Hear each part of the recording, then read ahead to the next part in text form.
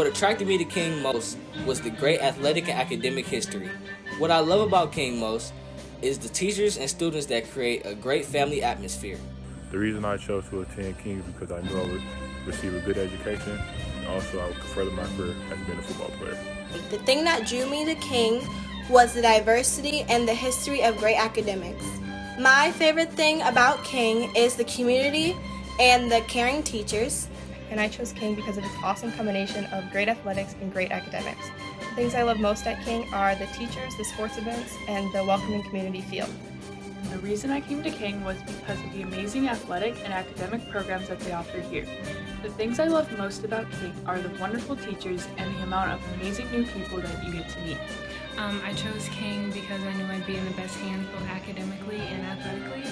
And my favorite thing about King is how the staff and curriculum really grooms you into being a leader.